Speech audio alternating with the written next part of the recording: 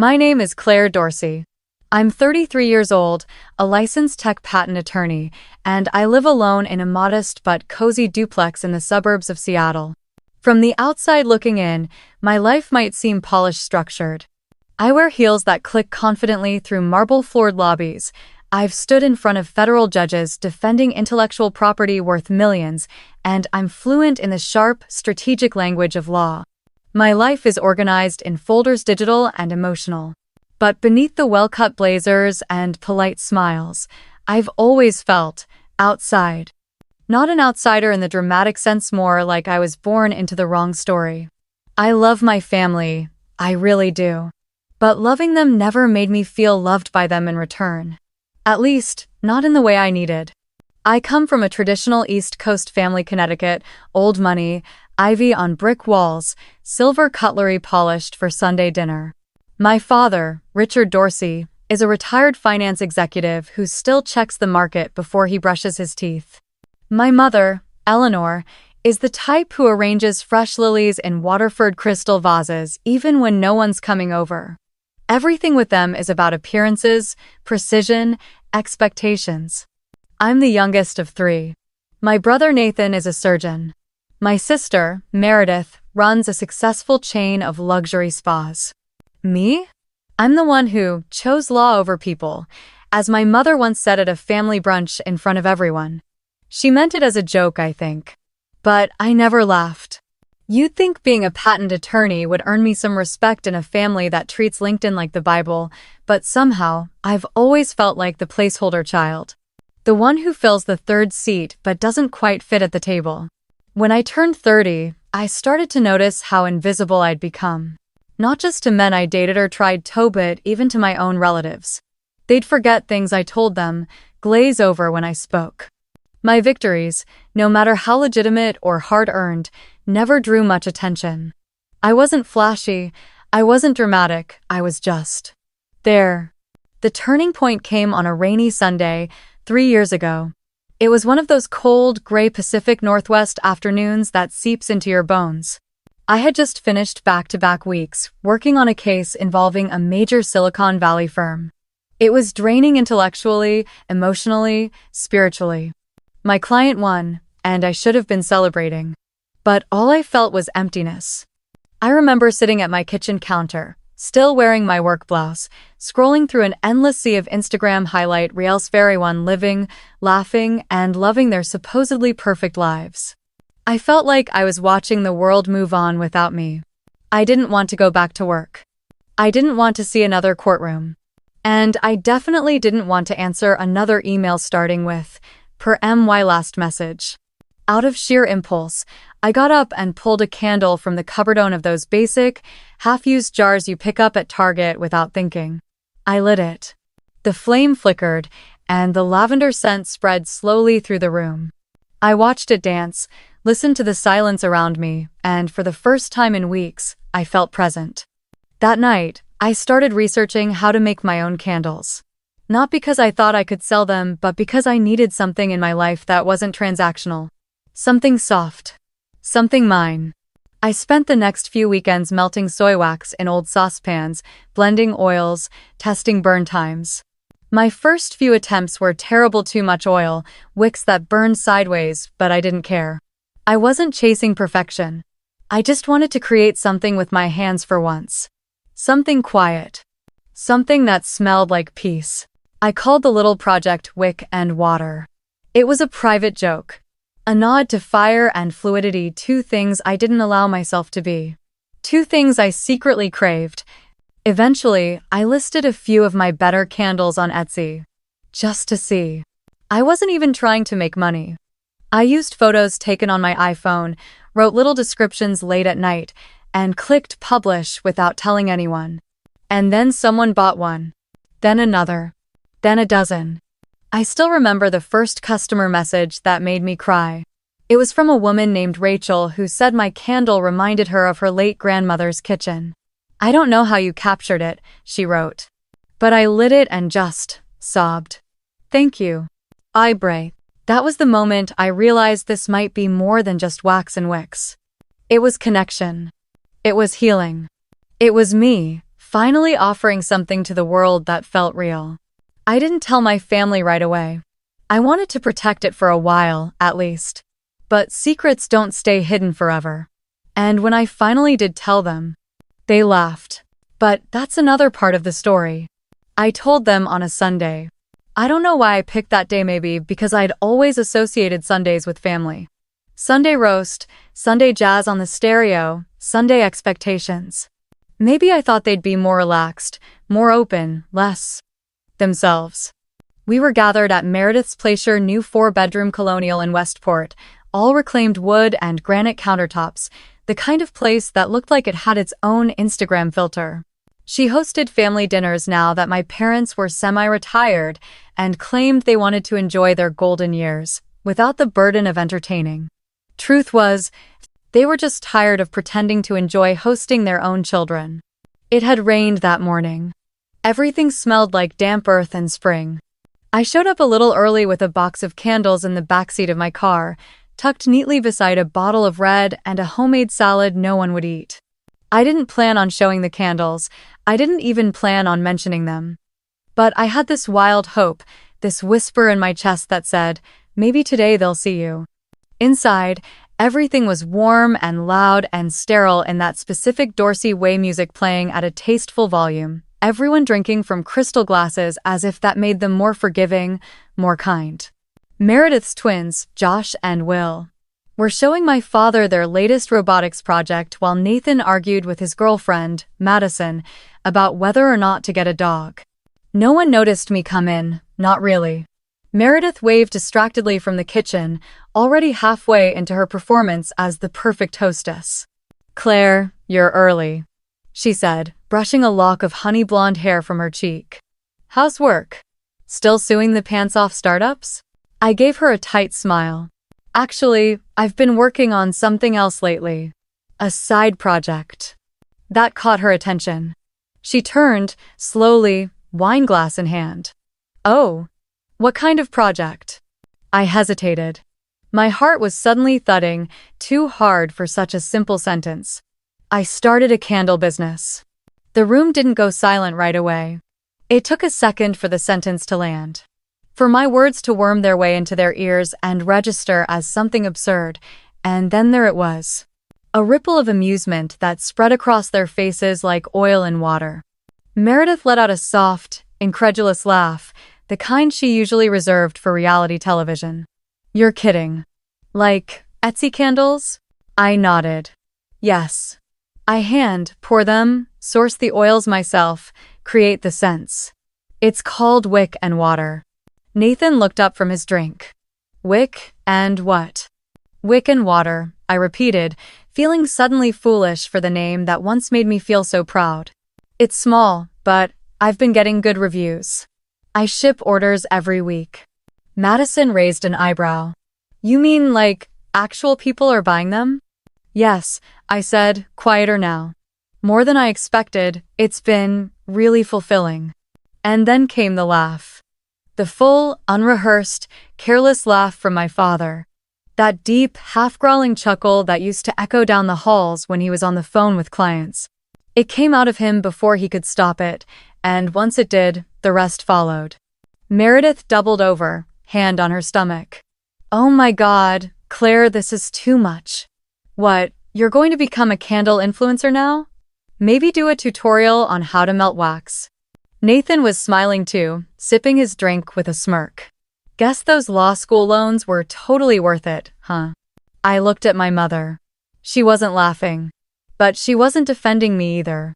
She was stirring her tea, eyes lowered, lips pressed into that paper-thin line she reserved for when something was too beneath her to even comment on. And I stood there, in my sister's perfect kitchen, holding the corner of a Pyrex dish like it could anchor me to the floor, while my family ridiculed something that had finally brought light back into my chest. I wanted to scream. I wanted to throw the salad across the room and shout, "I'm not asking you to approve of me, I'm just asking you to see me." But I couldn't make my voice work. I never could around them. Somehow, every time I stepped into a room with those people, I became 12 again, too smart and too sensitive and always on the verge of disappearing. I took a breath. "It's not a joke," I said. I've been working hard on this. I've even filed for trademark protection and registered the LLC. And last week I got a wholesale inquiry from a boutique in Portland. Nathan raised his eyebrows. Wow. One boutique. Better call Shark Tank. And that's when something inside me cracked. You know what? I said, more sharply than I intended. You all keep pretending like the only things that matter are status and money and titles. But I've done all of that. I've been the perfect little success story in your eyes, and it still wasn't enough. And now I'm doing something that actually makes me feel alive, and you mock it. The room went still. For a second, just a heartbeat, no one said anything. Then Dad cleared his throat and looked at his watch. Is dinner ready yet, Meredith? And that was it. My moment, my heart, my courage flattened beneath the weight of their indifference. I spent the rest of that evening in a haze. I helped serve food, forced small talk with Madison about pet allergies, and pretended not to notice when Meredith handed me the store-bought apple pie with instructions to, "Plate it nicely, will you?" Like I was the help. I didn't bring up the candles again. I didn't even touch the wine. But as I sat in my car afterward, parked on the quiet street outside my sister's house, I cried. Hard. The kind of crying that scrapes your insides raw. Not because they didn't like my candles. Not because they didn't take the business seriously. But because I realized maybe for the first time that they would never take me seriously. They had already decided who I was years ago. The shy one. The introvert. The one who didn't need attention because she could handle herself. The one who never asked for help. The one who could be left behind. And the most painful part? I had let them. I had spent my whole life performing success according to their script: college, law school, a respectable job, a six-figure income. I never gave them any reason to think I needed their approval because I never asked for it, but this time, I did. And they slammed the door in my face. I didn't sleep that night. I stayed up, staring at the ceiling, thinking about every tiny flame I had poured, every scent I had blended, every review from strangers who said my candles made them feel safe, seen, comforted. And I made a promise to myself in that quiet, echoing darkness. They may never believe in me, but I will. The strange thing about hurt is how quietly it lingers. It doesn't always come with a breakdown or a dramatic confrontation. It sits there, like fog in your lungs, soft and heavy, until you forget what it feels like to breathe clearly. After that Sunday dinner, I didn't hear from anyone in my family for nearly 2 weeks. No calls, no texts, no sarcastic memes from Nathan, no overly filtered photos from Meredith captioned, "Blessed" or "Girl Boss." Just silence. And that silence wasn't empty, it was loud, screaming with every word they hadn't said to me that night, and every laugh they had no idea had broken something in me. I kept checking my phone, even though I hated myself for doing it. I told myself I didn't care. I was busy. I had orders to fulfill, a new batch of scents to test, website tweaks to make, and legal documents to finalize for my LLC. I had purpose now. But the truth was, every time the screen stayed dark, a little more of that purpose cracked under the weight of something I hadn't wanted to name yet: rejection. I kept replaying their faces in my head, the smirks, the disbelief, the way no one defended me. I kept hearing my father's laugh, that careless, guttural noise that said more than any cruel sentence could. And I kept wondering how people who had watched me struggle through bar exams, who had once framed my first article in a legal journal, could so effortlessly dismiss the first thing I'd done that wasn't for them. The candles were small. Yes. Handmade. Humble. But they were mine. And for a moment, just a flicker, I had thought that maybe creating something beautiful from wax and scent and memory would be enough to shift the way they saw me. Not as the dependable one, not as the professional buffer between their chaos, not as the invisible sibling who showed up out of habit, but as me. As Claire. But apparently, I'd been wrong. The first person to reach out was, of all people, Madison. She sent a text 3 Thursdays later, short and hollow. "Hey Claire. Just wanted to say your candles looked cute. Didn't mean to laugh. Hope we're good. Hope we're good." as if a passing emoji and a crumb of politeness could undo the cold slap of humiliation. I didn't reply. I didn't know how to respond without unraveling, and I didn't want to give her that satisfaction. I wanted somebody, not just anyone, but someone who should care to call me, to say they were proud, to say they were sorry. But no one did. I told myself I didn't need them. That this was my journey. That I was an adult and should have grown past needing validation from people who barely understood me. But healing doesn't happen just because you know better. I carried the ache like a second skin, and it followed me into every room I walked into alone. The following Saturday, I had a booth at a small artisan market in Ballard. It wasn't glamorous, just a row of white tents on a breezy sidewalk and a lot of folding tables covered in hand-stitched cloth, but it mattered to me. I printed labels until 2 a.m., arranged display crates, bought tiny pine cones and dried florals to make the table pop. I wore my favorite forest green sweater and lipstick that made me feel braver than I was, and I drove there with a flutter in my chest like hope trying to survive in bad weather. And it was beautiful. People came. Strangers picked up my candles, lifted them to their noses, closed their eyes, and smiled. Some told me they reminded them of childhood, of honeysuckle summers, of bookstores and beach houses and first apartments. One woman bought 6 on the spot, said she was mailing them to her sisters across the country. I almost cried, right there on the pavement, because this stranger had seen something my own family hadn't even tried to look for. That night, after I sold out of my top 3 cents and took down my tent beneath the pink gold dusk of a Pacific evening, I sat in my car, holding a warm coffee between my palms, and whispered out loud, "I wish they could see me like this." Not because I needed applause. Not because I wanted to prove them wrong, though. Maybe I did, a little. But because there's something cruel about succeeding in silence. About building something beautiful without the people you once imagined would stand beside you, cheering. I didn't post pictures from the market. I didn't share the success on our family group chat, if it could even be called that anymore. I just let the victory sit inside me, quiet and proud and aching. 2 days later, my mother called. It wasn't about the candles, of course it wasn't. It was about Meredith's birthday dinner the following weekend. Don't forget Claire, it's at that new vineyard she likes. And wear something nice, there'll be photos. She said it in that tone she always used when she was performing love through logistics. I waited. Waited for her to ask how I was. Waited for her to mention the store. Waited for her to acknowledge that she'd seen my website link in the family email thread weeks ago. But nothing. So I said, carefully, I might not come. There was a pause. A small, stunned silence. Then, coolly, "Oh. Well, I suppose that's your choice." I wanted to scream. I wanted to say, "No, it's not a choice. You made me feel like I was nothing. Like I was a joke. And I'm tired of showing up where I'm invisible." But instead, I just said, "Yeah, I guess it is." And I hung up first. That night, I didn't cry. I didn't scream. I poured a new batch of Salt and Sorrow, my most delicate scent, and I worked into the night with soft music and softer thoughts, and I tried to truly believe that family doesn't always mean belonging. Sometimes, family is just the first place we learn how to survive pain. And sometimes, learning to survive it is the first step in learning to let go. It didn't happen all at once, the unraveling.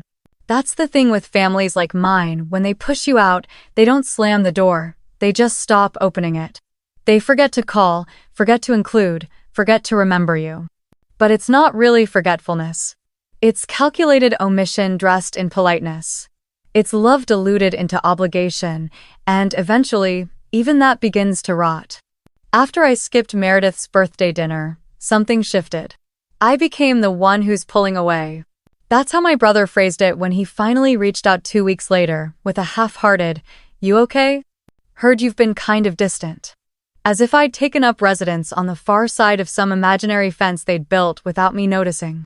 As if I was the one stepping back while they were just standing still, innocent and confused.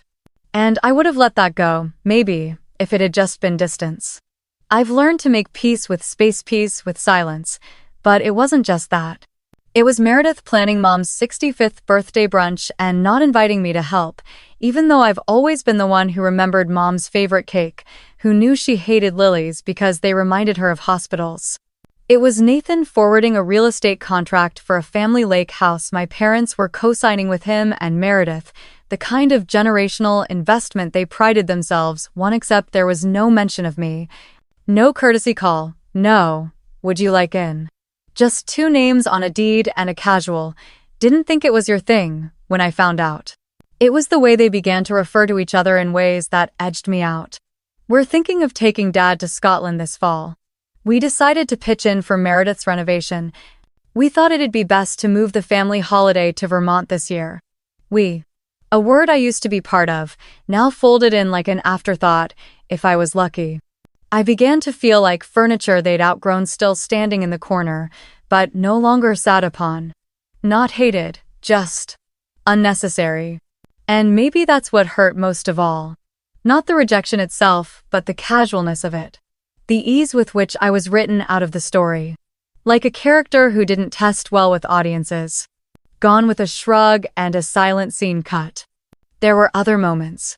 Moments that felt small on paper but ripped open old wounds I'd buried in the name of maturity. Like when Meredith posted a photo on Instagram of her spa's new candle line, cheap, mass-produced jars with pastel label sand, tagged Nathan's girlfriend, Madison, thanking her for connecting her with the right supplier. I stared at that post for a long time. I wanted to comment. I wanted to scream. Not because I thought she owed me her business, but because she knew what candles meant to me now. She knew it was sacred.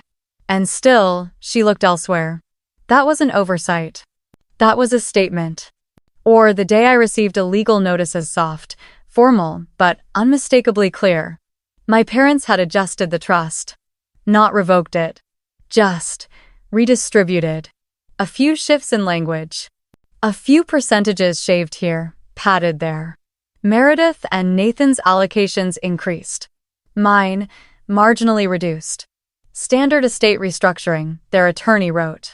Just aligning with current contributions and involvement. Current contributions. As if my absence from brunches and vacations somehow meant I no longer counted. As if my worth could be tallied up like line items on a spreadsheet, reduced to presence and performance. I stared at that letter for nearly an hour. I didn't cry. Not this time. I just folded it back into its crisp envelope, laid it on the table, and watched my tea go cold. I wasn't surprised. Not really. But surprise isn't a prerequisite for pain. Afterward, I called my friend Lauren, the only person I still let into the darkest rooms of my heart, and said, in a voice too steady to be trusted, "I think my family is cutting me out." She was quiet for a beat, then said softly, "Claire, they've been cutting you out for a long time. They just finally stopped pretending not to." And it was true. I had spent most of my life believing that love was earned. That if I just worked hard enough, succeeded long enough, stayed quiet and reasonable and gracious enough, I'd eventually unlock the version of my family where I belonged. I thought that being the good daughter, the steady sibling, the high-achieving professional would make me uncuttable. But the truth is, no amount of quiet excellence can protect you from people who only value you when you're performing the version of yourself that suits their script. And I had stopped performing. I had chosen something soft, something unsanctioned, something vulnerable and creative and mine. And in doing so, I had violated the unspoken family code. Don't be different. Don't want more than the status quo. Don't step off the path we paved for you. Don't make us uncomfortable. So they pushed me to the edges. They adjusted the inheritance, the conversations, the logistics of their love. Not because they hated me, but because they didn't want to do the work of seeing me in a new light. It was easier to say I'd changed than to admit they never really tried to know me in the first place. And through it all, I kept making candles. Late into the night, I mixed amber and bergamot, patchouli and sandalwood. I learned new pour techniques, tested eco-friendly packaging, started a mailing list, and opened a Shopify store.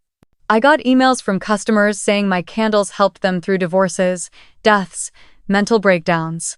And slowly, the hollow space inside me began to fill with something better than approval conviction. I was still alone. Still wounded.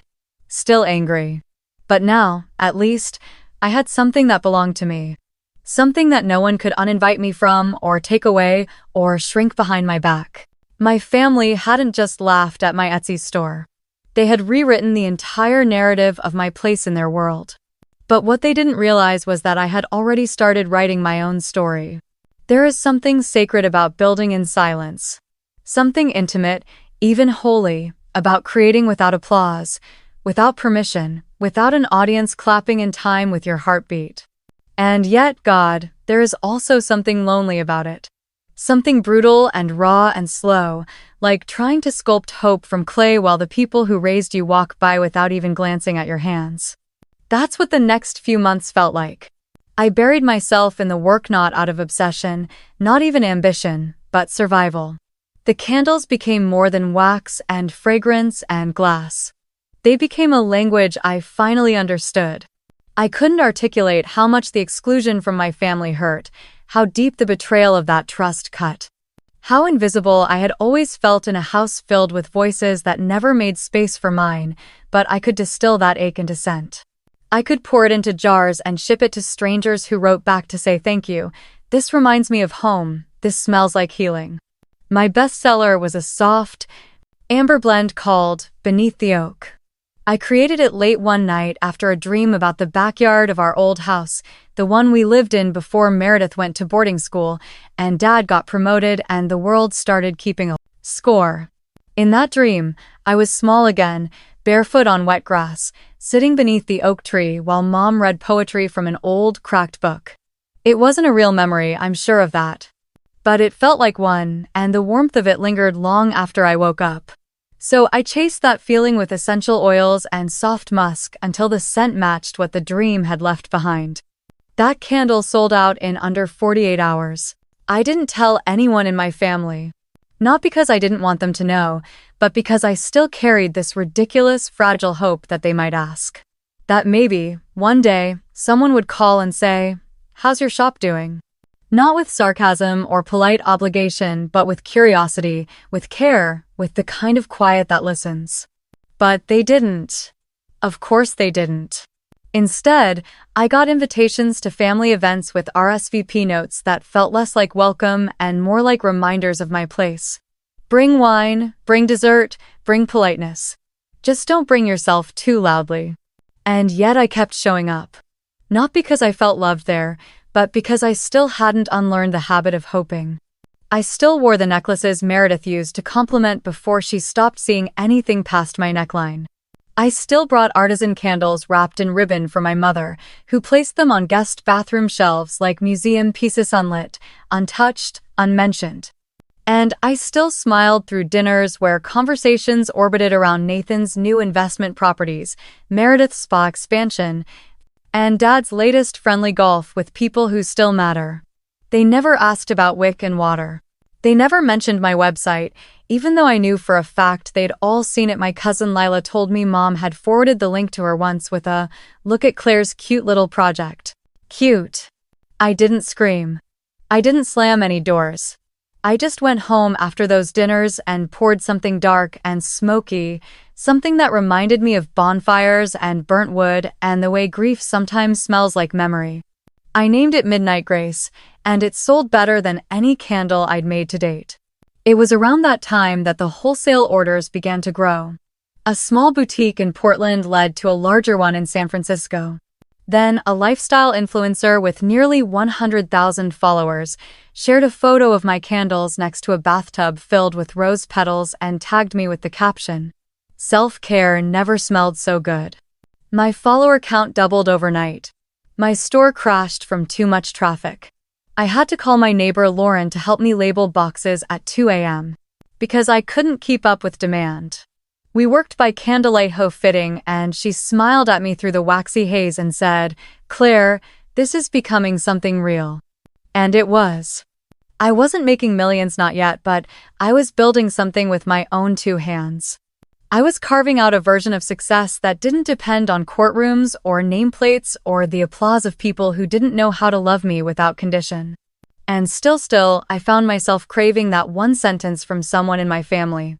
I'm proud of you. It came, in a way, but not how I imagined.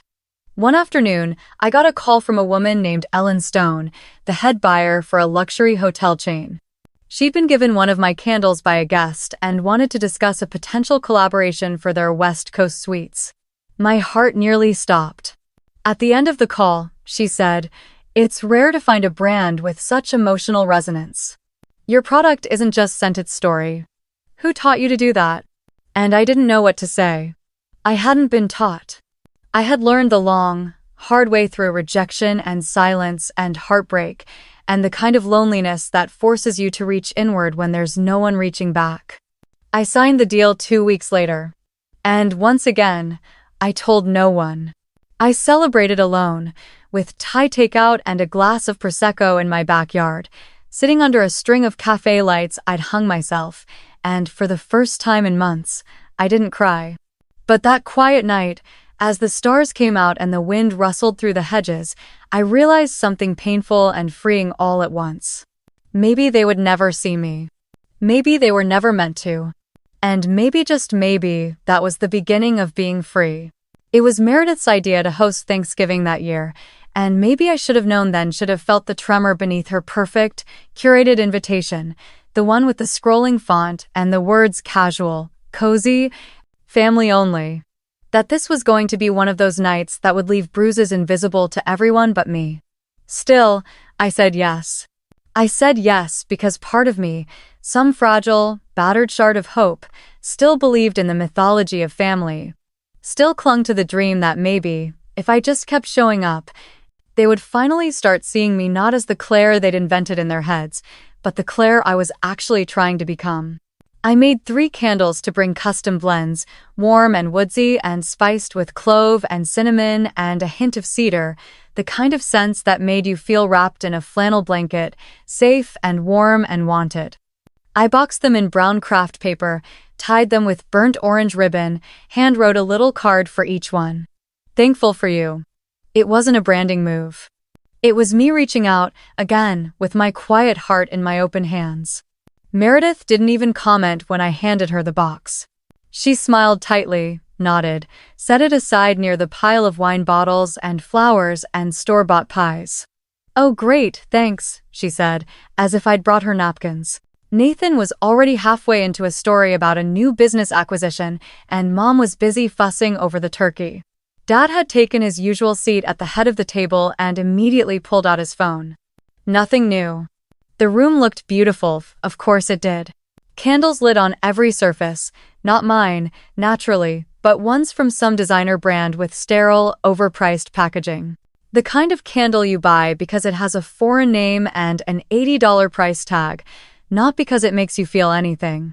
Dinner unfolded in waves of surface-level chatter, punctuated by long stretches of silence that weren't quite peaceful. I sat between my cousin Lila and Dad, both of whom spent most of the meal talking across me rather than to me. I tried, once or twice, to speak up to mention the hotel deal, or the fact that I'd just shipped out my 10,000th order, but the words seemed to vanish somewhere between my throat and their ears.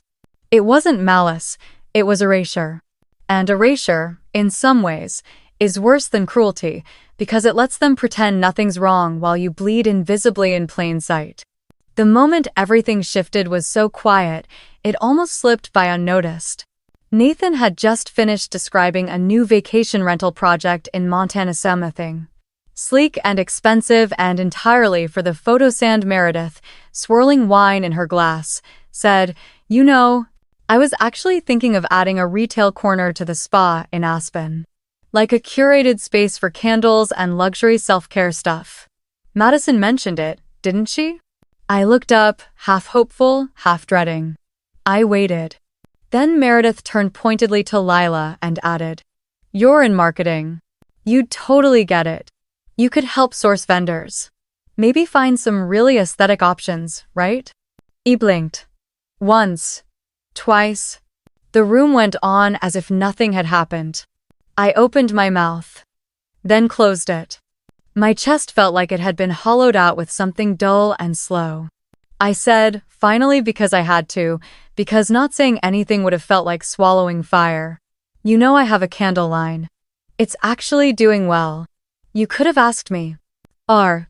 Meredith smiled, but it didn't touch her eyes. Oh, I know. I just figured you were more boutique. Not sure if it fits the Aspen vibe. The Aspen vibe? I asked, my voice low, tight, sharp at the edges. You mean not polished enough? Not white, label enough to pass for luxury without being mine? Nathan chuckled, an exhale of awkwardness masked as amusement. Don't get sensitive, Claire. She didn't mean it like that.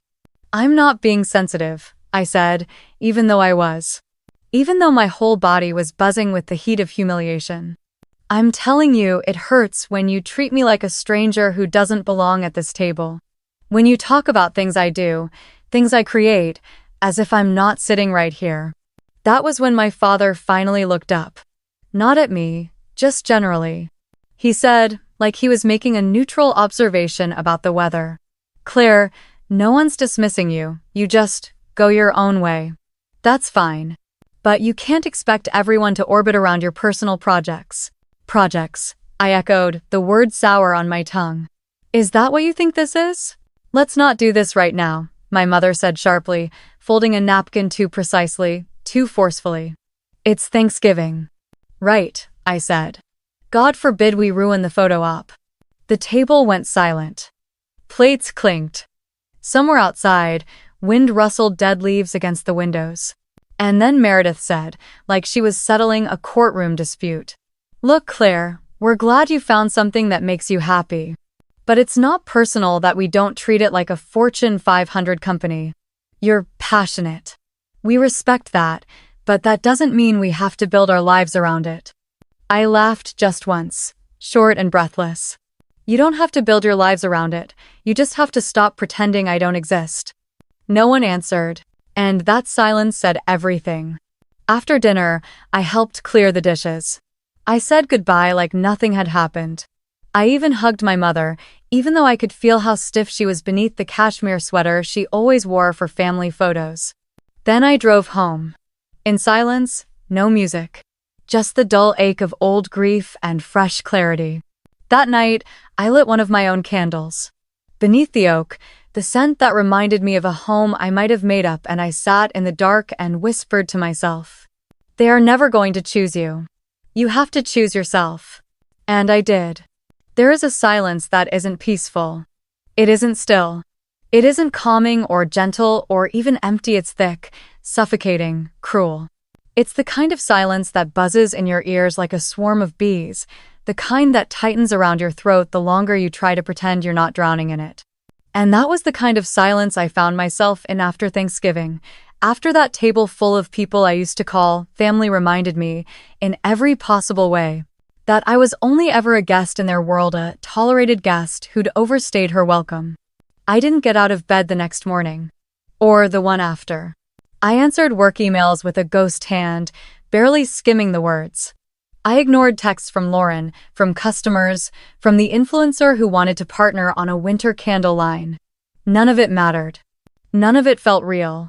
The fire that had been driving me, the quiet, stubborn burn that had carried me through years of dismissal had gone cold. Not extinguished, just smothered. And worse, I didn't even have the energy to relight it. I laid there, wrapped in a comforter that didn't comfort, staring at the ceiling as if it might give me some kind of answer. My phone lit up with pictures from Meredith's Friendsgiving brunch the next day, a curated event with monogrammed pumpkin place cards and a caption that read, "Gratitude is family and family is everything." And there she was, beaming beside Nathan and Madison and my parents, like the four of them had never been missing anything at all. As if I had never existed. I turned the phone face down and stared into nothing. I didn't eat much that week. Coffee in the morning, maybe a slice of toast. I lost track of time. Hours slipped into each other like watercolors bleeding on damp paper. I cried, but not loudly, not beautifully. It wasn't cinematic. It was quiet, body-heavy sobbing that came in waves I didn't see coming and left me even more hollow when they receded. I cried, brushing my teeth. I cried folding laundry. I cried while holding one of my own candles in my lap, staring at the flickering light that danced on the wall, whispering to myself like a prayer. What did I do so wrong? Because that was the question that kept circling, like a cruel carousel I couldn't step off of. What had I done? What rule had I broken that made them stop loving me? I had never hurt them. Never betrayed them. I'd gone to law school, paid my own rent, showed up to birthdays with gifts wrapped in ribbon, sent cards even when they didn't send one back. I'd swallowed their sarcasm for years, laughed off their condescension, played small so they could feel big. And the one time I stepped outside their frame and did something for myself, they'd turned their backs without blinking. I wrote a letter I never sent. In it, I told my father that his laugh at that dinner hadn't just embarrassed Might, had cracked something that had already been straining for decades. I told Meredith her curated perfection was an aesthetic I used to admire until I realized it came at the cost of anything real. I told Nathan that every time he teased me for caring, for trying, for feeling, I carried it like a stone in my chest I couldn't get rid of. I told my mother that her silence was louder than any insult, and that sometimes the absence of protection hurts more than cruelty ever could.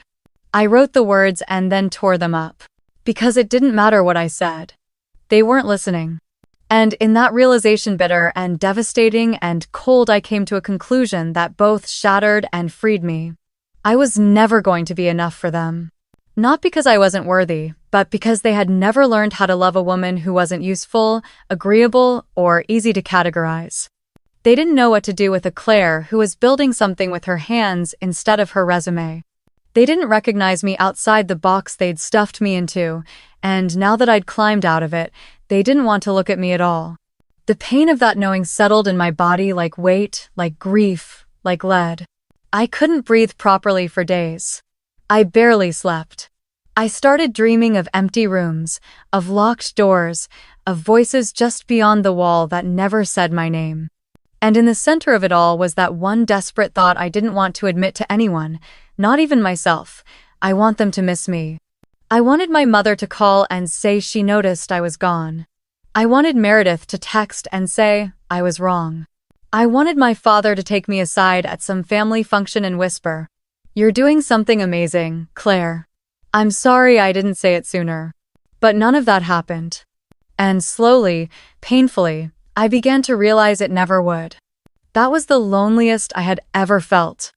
Not when they laughed, not when they rewrote the trust, not when they left me out of plans. But in that quiet, frozen week when I had nothing left to give and no one noticed I was missing. Grief isn't always about losing someone who died. Sometimes it's losing people who are still alive, still laughing, still calling themselves your family, while treating you like a stranger in your own story. I stood at the edge of that realization like a cliff, the wind howling around me, and for one horrifying moment, I almost let go of everything, of the business, of the dream, of the version of me that believed I could ever be enough. But then, something shifted. Not a miracle. Not forgiveness. Just a spark. It came from a message. A stranger, a woman named Evelyn. She had ordered one of my winter candles, Silent Ember, and she wrote, "I don't know how to explain it, but this scent made me feel safe for the first time since my divorce." I lit it and cried for an hour. Thank you. That was all. And yet it pulled me back. Not because it was praise, but because it was connection. Because someone, somewhere, had felt seen by something I made with my hands, alone, in a kitchen no one clapped for. And I realized I didn't need my family to choose me anymore.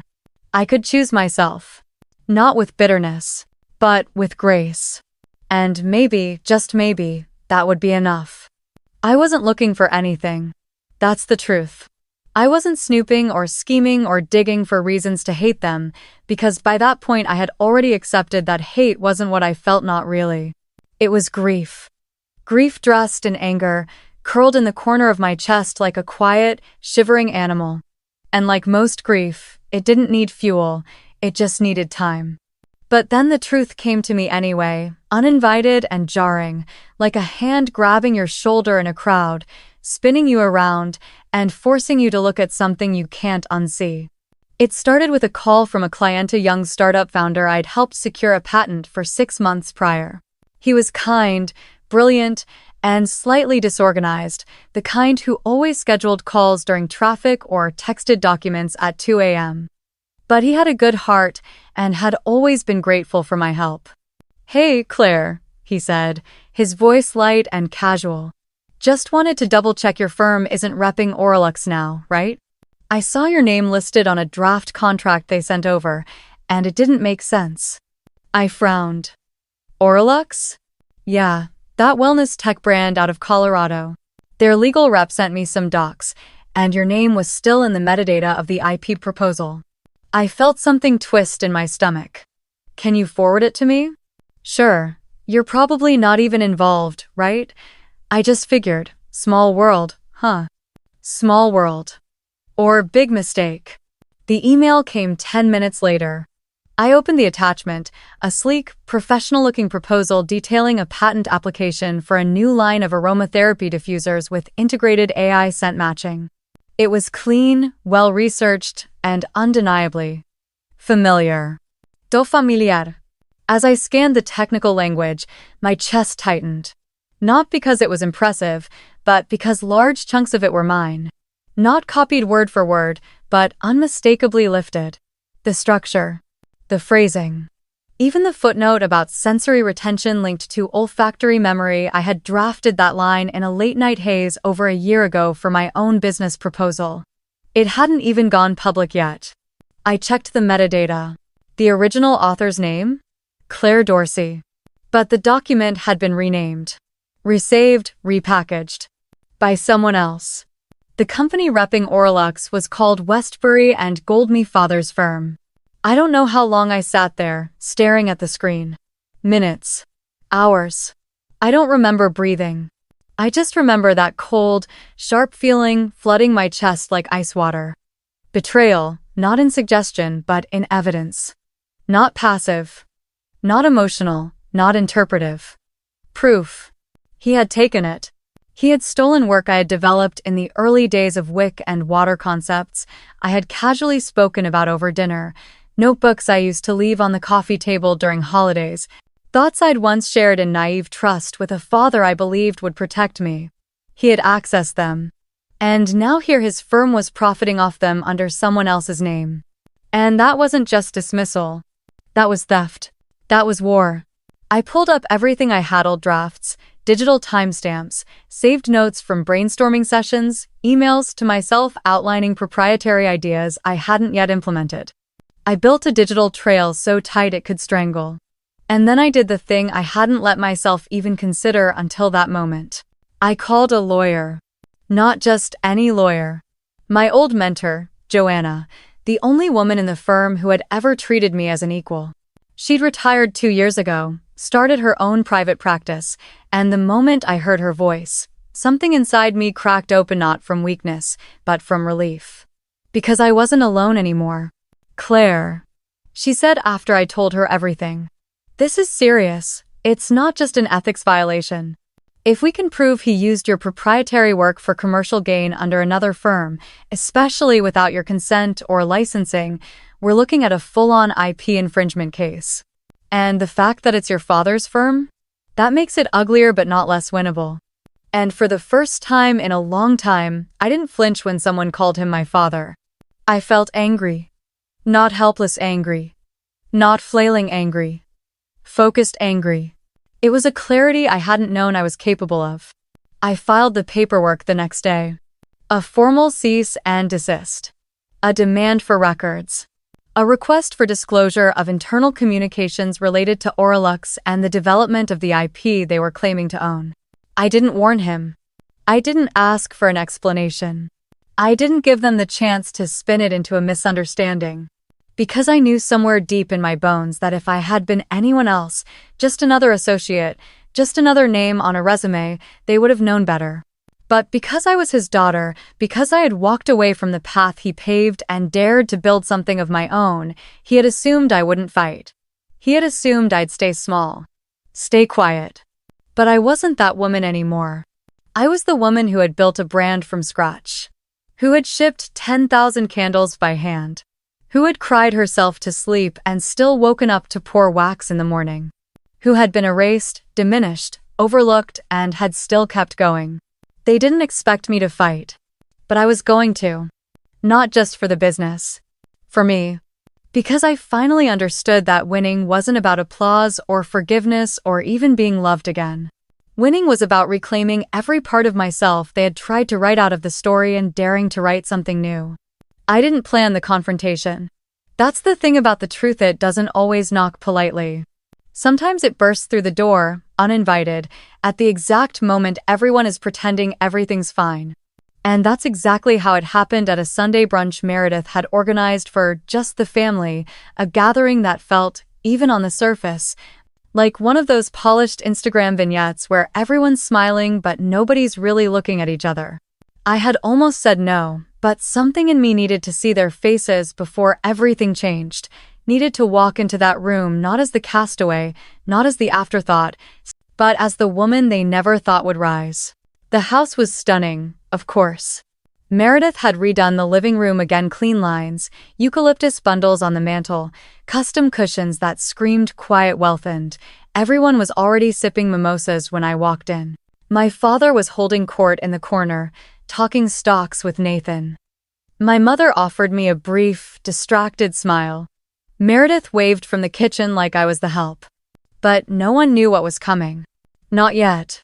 I waited until after the eggs had been served, until the conversation drifted into the kind of shallow waters they loved: real estate, spa revenue, a cousin's engagement, and then I placed the envelope on the table in front of my father.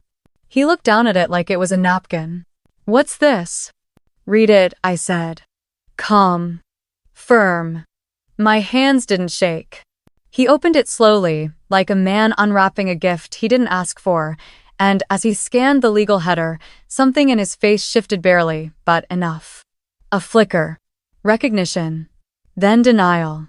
"Claire," he said carefully. "This is what? Some kind of mistake?" "No," I said. "It's discovery. A formal demand for internal records, dated correspondences, and proof of authorship for the Orlux IP your firm submitted last quarter. You'll find it matches documents I created, with timestamps and metadata proving origin." The room stilled. Forks paused. Meredith blinked at me like she was seeing something foreign.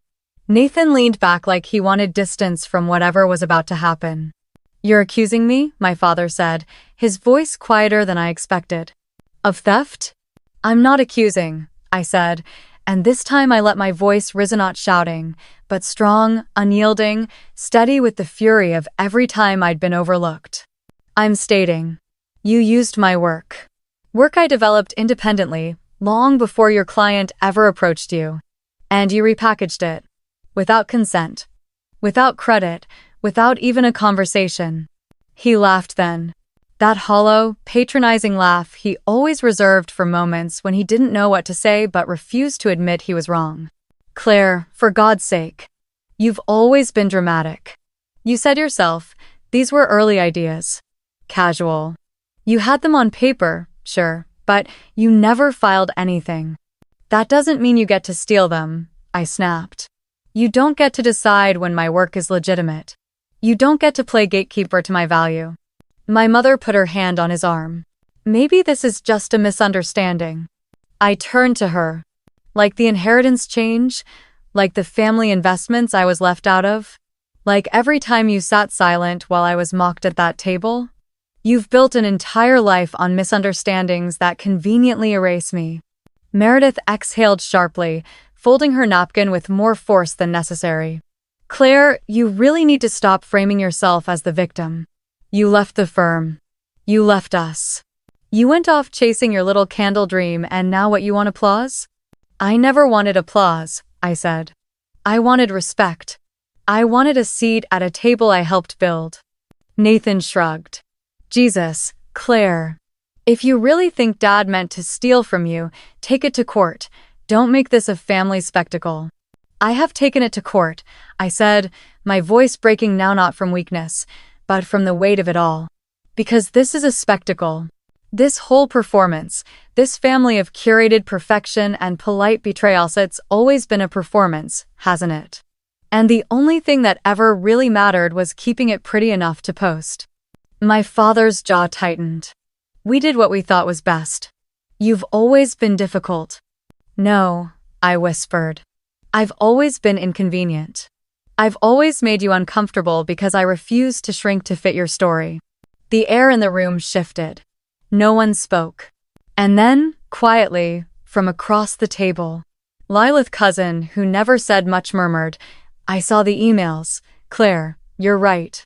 Your name was on the drafts months before Dad's firm touched them." Every head turned. "What emails?" Meredith asked, her voice brittle. Lila looked down, as if summoning courage from her lap. "Uncle Thomas asked me to help edit the proposal in February. I remember seeing Claire's document titles in the version history. I just didn't realize what it meant. Until now." The silence after that was thunderous. I stood slowly. "I'm not here to be rescued," I said. "I'm not here to beg you to love me. I'm here to tell you that the woman you ignored, the business you mocked, the dream you thought was beneath you, it's real. It's strong. And it's not going away just because you never believed in it." I looked at my father. "You don't get to write me out of the story anymore." Then I walked out. No slamming doors. No dramatic exits. Just the sound of my own heels on the floor, each step steadier than the last. I didn't cry. Not this time. Because somewhere between silence and fire, I had finally found my voice. Justice, when it finally arrived, didn't wear the mask of vengeance like I once imagined it might. It didn't storm in with fury or drag anyone across courtroom floors in chains of public shame. No, it came quieter, heavier, with the cold finality of consequence settling in like snowfall on rooftops.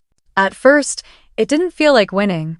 It felt like exhaling after holding your breath for years, and realizing you can't go back to the version of yourself that waited for someone to hand you oxygen. A few weeks after the confrontation at Meredith's brunch, I got the call from Joanna. "They're backing down," she said. "Your father's firm is withdrawing their patent application and issuing a formal statement relinquishing any claim to the Oralux proposal. The language they're using is intentionally neutral, strategic withdrawal, no intent to pursue further, but we both know what it means." I stood by my kitchen window, phone pressed to my cheek, watching a candle flicker on the sill. It was midnight grace, one of my darkest sense notes of smoked oak and citrus peel and clove, and it felt like standing inside my own rebirth. "So that's it?" I asked. "No court date? No apology?" Joanna chuckled, gently. "Claire, you didn't need a judge to confirm what you already knew. You had the proof. And now they have the consequences." She was right, they did. Because even if the lawsuit never made headlines, word spread quickly in the professional circles that mattered. The whispers began quietly, but in legal communities, reputation is currency, and suddenly, Westbury and Gold wasn't being offered the high-profile contracts they once coasted through. Subtle pauses at introductions, polite hesitations in deal rooms, clients choosing other firms. One associate even emailed me anonymously. "Everyone knows what happened. They're trying to pretend they're refocusing, but nobody buys it." The man who used to pride himself on being untouchable was now watching his legacy decay from the inside out, not because I ruined it, but because he couldn't imagine I'd ever fight back. And I didn't gloat. I didn't dance in the ashes. I lit a candle and kept building. The recognition came, too less satisfying, perhaps, but sweeter in its own way. A month after the settlement, I got a call from a buyer at Nordstrom. They'd seen my work through the hotel line and wanted to feature Wick and Water in a holiday pop-up, potentially more if the test went well. Then came an email from a publisher who wanted to include my story in a book on women entrepreneurs. One opportunity bloomed into another, and without warning, I found myself at the center of something I used to dream about but never quite believed I'd be allowed to hold. Still, it wasn't the success that made me cry. It was the emails. The DMs. The letters from strangers who said, "I left my job because you reminded me I didn't have to stay invisible. I finally filed my own patent. I told my mother I wasn't coming home for the holidays. I chose peace. Each one was a mirror held to the version of me that once knelt under the weight of other people's approval, and each one whispered, "You are not alone anymore." And just like that, I stopped waiting for my family to clap. But the part I didn't expect, the part that both surprised and humbled me, was the message from Meredith. It came one rainy Tuesday evening, nearly 3 months after that confrontation, while I was packaging an order from a bride in Maine who wanted to gift my candles to her entire wedding party. It was a voice note, not a text. I hesitated before playing it. Her voice was quieter than I'd ever heard it, strained, like someone forcing herself to speak through glass. Claire, I don't even know where to start. I've been thinking about everything you said at brunch, at every event where I made you feel small. And you're right, you always have been. I was cruel. I was selfish. And I was threatened in ways I didn't even realize until it was too late. You doing what you did, building that brand, that life, it made me feel irrelevant. That's not an excuse, it's just the ugly truth. I was jealous. I was judgmental. And I hurt you. I know I have no right to ask anything from you, but I'm sorry. And I hope someday you'll let me try again. I listened to it twice. Then I sat there, surrounded by candle jars and craft boxes and the soft thrum of rain outside, and I felt something uncoil inside me. Not forgiveness, not yet, but space, the possibility of it. A week later, a box arrived from my mother. Inside was a bundle of lavender and a candle holder, ceramic, handmade. No note. But I knew her style. I knew it was hers. I placed it in the corner of my bedroom, near the windowsill, and for the first time in years, I didn't feel like an orphan in my own bloodline. Even my father reached out indirectly. A forwarded article about Wiccan water, with a single sentence beneath it, "You've made something real." It wasn't a confession, it wasn't an apology. But I didn't need either. I had already built my peace with bricks he'd once thrown at me. Because real revenge isn't destruction. Real revenge is creation, the life you build in defiance of every person who tried to tell you you couldn't. I used to believe justice meant watching them hurt like I did. But now I know the real justice was waking up every day to a business that was mine, a voice that was mine, a life that was finally shaped not by the family I came from but by the woman I chose to become. And in that choice, I won.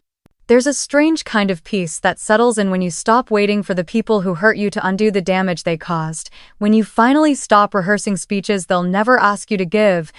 Stop scanning your inbox for apologies that aren't coming. Stop watching the door for someone to walk through who is never really going to arrive.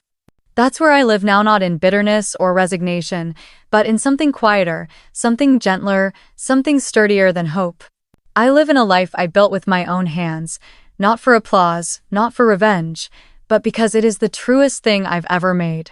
It didn't happen all at once. Healing never does. It came slowly, like dawn filtered through fog, in the form of ordinary mornings where I'd wake up and realize I hadn't thought about them in days, in afternoons spent pouring wax and designing labels, not as a distraction from pain but as an act of joy, in evenings where the silence of my home felt like comfort instead of loneliness. I started cooking again, not because anyone was coming over, but because I deserved the smell of garlic and rosemary in my kitchen. I lit my own candles after a bath and didn't feel like a fraud. I wasn't playing house, I was living in one. The business grew steadily, not explosively. No sudden headlines, no overnight fame, just consistent, earned trust. Loyal customers who wrote messages in the notes section like, "Your candle saved my grief group," or "I proposed to my girlfriend while this was burning." And I read every single one. I packaged every order with care. And every now and then, I'd think back to those days when Meredith scoffed at the idea of me being anything more than a hobbyist, and I'd smile, not from spite, but from the deep satisfaction of knowing I'd made something that mattered. My circle changed, too. The people in my life weren't there because they shared my blood or my last name. They were there because they showed up. Because they saw me. Lauren became more than just a friend, she became family. We took weekends away to the coast, sent each other voice notes full of inside jokes and tender encouragement, and celebrated each other's wins like they were our own. Her belief in me filled the gaps my family left behind, not because she tried to replace them, but because she never asked me to shrink. Sometimes, when I felt strong enough, I replied to Meredith's messages. Slowly, carefully. I didn't open the door wide, but I didn't bolt it shut either. She started sending photos of her daughter little handwritten cards that said, Auntie Claire, sometimes with glitter, sometimes with smudged crayon hearts, and those softened something in me that I didn't expect. Maybe because children have no idea what's been broken. They just love with open arms. And sometimes that's enough to start again. My mother sent me books. Essays on women who built their own empires, memoirs of women who walked away from their families and still thrived. She never said the words. But I saw them between every underlined paragraph. I see you now. I didn't then. As for my father, I don't know what he thinks of me now. We don't speak often. He sends the occasional article, the odd update about the firm, which I read and then file away. I no longer feel the need to impress him. I no longer fear disappointing him. In the silence between us, I've learned something I never expected to feel. Neutrality, not hate, not longing. Just space. And in that space, I can breathe.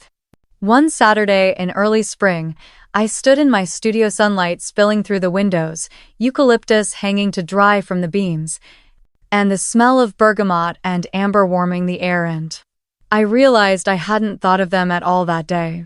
Not in the context of pain. Not with that old ache that used to tighten in my chest. Just a fleeting thought, the way you might think about a town you used to live in. And I smiled. Because this was my life now. Not the one they gave me. The one I claimed.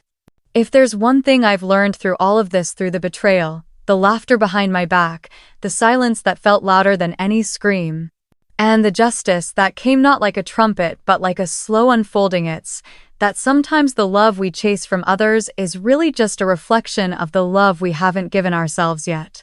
And when we finally stop running, when we finally get still enough to listen to our own heartbeat, to the quiet strength that's been trying to speak all along, we realize the truth that no one ever teaches us.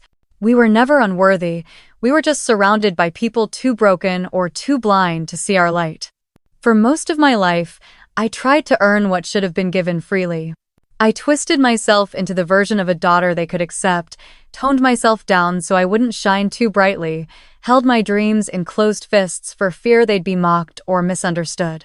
I was the girl who laughed along when it hurt, who bit her tongue until it bled, who smiled at family tables where no one passed the salt her way. And for too long, I believed their treatment of me was a reflection of my worth. But it wasn't. It never was. Their discomfort with my ambition wasn't my burden. Their coldness wasn't a mirror, was a fog they wanted me to walk through quietly. And when I refused, when I dared to build something without their permission, without their blueprint, without their name on the door, they tried to make me feel like I was wrong to want more. But here's what I know now.